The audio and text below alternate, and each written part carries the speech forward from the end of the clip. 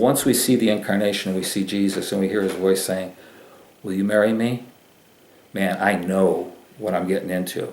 And I can see what he's done, and I can see the love, and I can see the wonder and the amazement and the whole thing. And what he's saying, will you marry me? Will you come with me and become one and become part of the Trinity? Now, if that doesn't blow your mind, nothing will.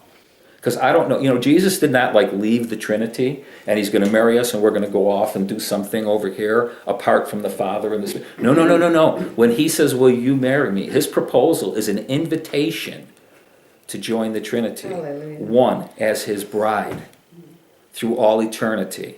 Which is why in Ephesians 2, when it talks about he's going to show what his amazing grace is about through all eternity. Have a gander at this. We can't even begin to explore that, to be honest with you, mentally. And Paul's not asking us to. Paul's saying just receive it. Just say, yes, I love you. I will. I do. Just receive it. And let him get on with just glorifying himself the way he said he will. When people have asked me questions like, well, if there's a prophetic word, bing, bada bang, bada boo, and I say, well, there's certain things that are non-negotiables with God. He sent his son, that was a non-negotiable. That was going to happen because he said so. Nothing was going to change that. There are some things that are negotiables. What we're talking about right now, Jesus coming for his bride, becoming one with him and the Trinity for all eternity, is a non-negotiable. Nothing's going to change that.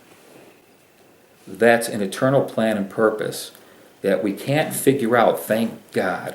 We cannot figure it out, contextualize it, theologicize it, whatever words you want to use. It is a spiritual reality of something that we are looking forward to. And until that day, we live in this day. And this day is the day that we gather together like this. We glorify him in the way that we are. We're strengthened and encouraged to become an incarnate church, to be incarnate ourselves. But this is not a school. It's not a hospital. It's a body. It's the body of Christ. And our example, through the incarnation, we have no doubt what our mission is. Absolutely none. I don't know how, I guess unless, if you never read or prayed the Gospels or anything like that, then maybe you'd be confused why you're here. But if you read it, and we're told that we are the body of Christ, it becomes quite clear of what incarnation is about. So we moved into from heaven to earth because our understanding is that where Jesus came from, he said it over and over again, from heaven to earth. And I use the word journey in extension. It was a journey, but at the same time, and this is where it gets tricky, at the same time it's a journey, he says stuff like, yeah, but I'm still in heaven. It's like, well, so are you here or there? And the answer is yes. And it's like, well, the angels are going up and down the ladder. So where are you now? Down here, up there? I'm the ladder. In other words, I'm an extension, but I've also made a journey. These are really hard things. You talk like this to people and they say, you guys are loony. No wonder you need this thing to do. Instead of a position of, I wouldn't be anything without it, quite frankly. The flesh profits nothing. There's no value no natural value to it. So he makes this journey, and Philippians 2 was a passage that we were in because Paul gets a hold of it in a profound kind of way when he says, who being in the form of God did not think being equal with God was something to be grasped. He's talking about pre-incarnation. The same thing Jesus prayed about in John 17. The glory that I had with you before the foundation of the world. That's not incarnation, that's the glory. The incarnation is the glory becoming flesh. And as a result, God has highly exalted him to the glory of God the Father. So in other words, Paul talks about it, Jesus prays about it. Before he came, the incarnation and the return, so to speak, to the glory that he had before the foundation of the world. We talked about that. I had said weeks ago that the incarnation is an expression of God's glory, of his love, the truth, but it's an expression of God's glory. We wouldn't have known that glory without the incarnation. It appears anyway. And the glory that is before us, that Paul talks about so often, the glory that is set before us, we still don't really know. We've got a couple of glimpses. We've got Stephen looking up heavenward and seeing Jesus standing there while they're stoning him to death. And he still sees him in human form. He doesn't see like a misty cloud or something. He sees Jesus standing there. When they decided on incarnation, that Jesus would take on the form of a human being. In fact, the words are very similar to Genesis. The likeness and the appearance of man, just really wild. It's like, yeah, well, he's more than you think. And we go, wow. And he says, and so are you. You're more than you think. Look at him.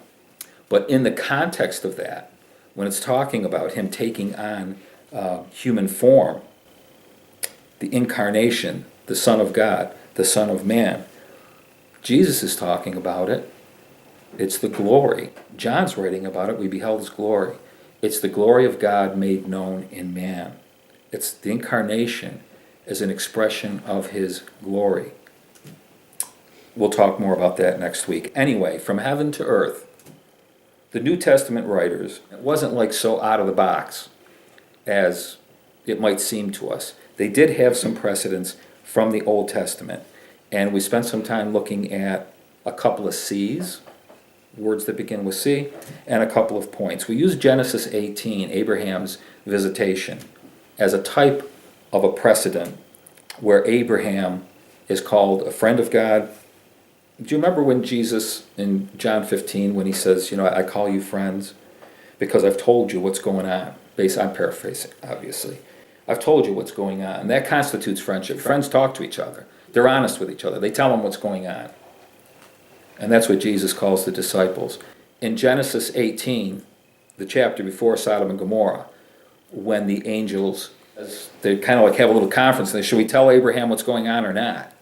And the bottom line is, well, he's a friend. Of course we're going to tell him what's going on. We're not going to hide anything from him. I mean, how often did Jesus tell the boys on the way to Jerusalem, this is what's going to happen? We're going to go into town. This is what they're going to take me. They're going to do this. They're going to do that. He kept telling them what was happening. But all the gospel writers are like, but they just didn't get it. It just was like, that doesn't even make any sense. We watched him walk on water, and he heals, and he multiplies, and that doesn't make any sense. How can, But he kept telling them, because they were his friends, telling them what was going to happen. We used the whole idea of incarnation, not the whole idea. A big part of incarnation is communication. We get that from the visitation that Abraham has. He's my friend, I'm going to tell him.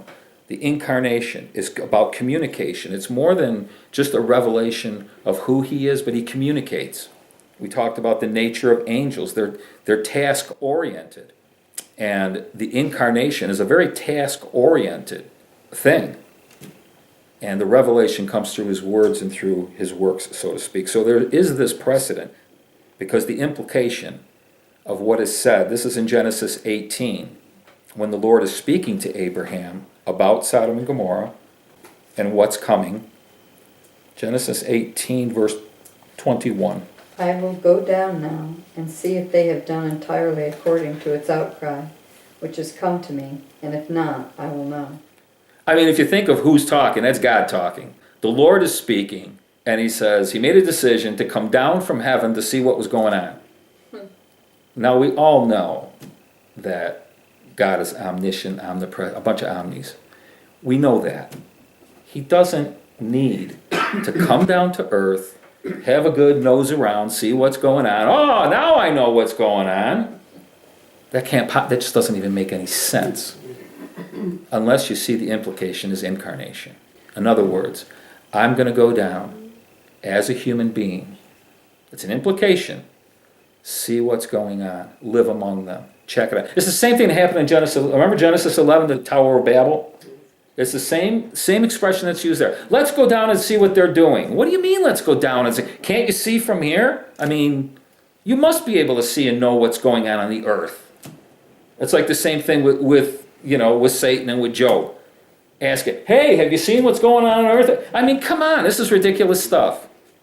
Unless you see the implications behind it. The implication of God coming down, visiting Abraham as a man, communicating, telling him what he's going to do, because that's what incarnation does, and he's going to experience it for himself as a human being. These should be such tremendous encouragements to us that God has been he's been implying and then actually doing the incarnation thing. He actually did it. If we can get a hold of that, what Paul says about us as being the body of Christ, the body that he has left behind to finish the work he did. We're not talking about going to the cross kind of salvation. That's not what we're talking about. But being the body of Christ, look at him. That's us. That's the church. That's the body of Christ at work, doing what it does, task-oriented, communicating the gospel, not just through talking about it, but by doing it, doing the gospel. First point was that incarnation is task-oriented. I'm not preaching human doing. That's not what I'm saying. But if you're a human being, if you actually are being human, then there's going to be a doing aspect to it that communicates what we're talking about here this morning. And I'm not talking about in a big preachy way. Being able to hug a kid and say, God has better plans and purpose. You don't even have to say God. There is a greater purpose for your life. If depending on the vernacular, it doesn't really matter, because the Spirit of God, zing, goes in there and starts doing what he does. He brings life. He brings a newness of life. Remember what Jesus did for us. If there was no value to any one of us in here, the whole thing is nuts. Why would you go to a cross? Why would you subject yourself to that? Why would you remain human, so to speak, in human form for all of eternity if there wasn't something about human form that was so glorious? See, we're so busy on the glory of God. I'm going to tell you, there's something about the glory of humanity that he's trying to say to us. If you really want to have a full expression of the glory of God, you can't do it apart from humanity. Let that soak in for the week. Think about that.